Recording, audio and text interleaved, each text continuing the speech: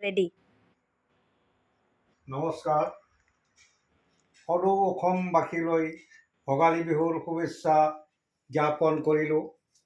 আজি মাঘ মাহৰ প্ৰথম দিনাই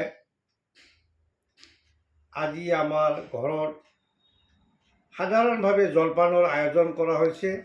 তাত গোটেই পৰিয়ালে আমি অলপমান জলপানৰ আয়োজন কৰা হৈছে। তাত দিছে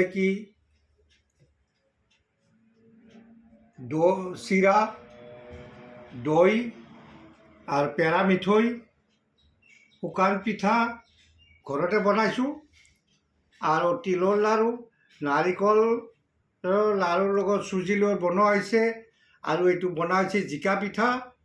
আৰু লগতে মই নিজে মাহ কৰাই, অসমৰ পৰম্পৰাগত নামনি অসমৰ বিশেষ কৰি এইটো মাহ কৰাই কয়। গোটেইখিনি মিক্স কৰি আজি মই বনাইছোঁ। কি হয় নাজানো। আৰু এইখিনি ইয়াতে আছে পেৰা মিঠৈ, মই নিজে কিনি আনিছোঁ খাবলৈ। আজি 30 বছৰৰ মূৰত এইখিনি খাম বুলি আজিয়ে দিনটো মই ভাগ্যত পাইছোঁ। বাহিৰত থাকোঁ যিহেতু, গতিকে দুটা বাচ্চা ফেমিলিৰ লগত লগ হৈ এই জলপানখিনিৰ আয়োজন কৰিছে। এইটো আপোনাৰ আনিছোঁ মই সৰভোগৰ পৰা ম'হৰ দৈ, বাঁহৰ চুঙাত ম'হৰ দৈ। এইটো তেওঁলোকক কষ্ট দিছোঁ। ৰাতিপুৱা 5:30 বজাত যাই মই উঠাইছোঁ।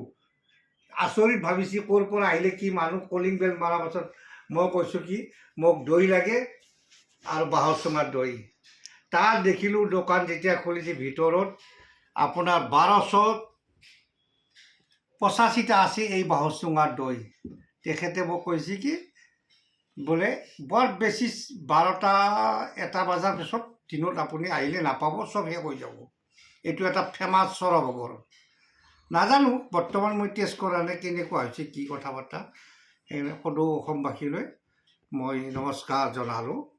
ধন্যবাদ।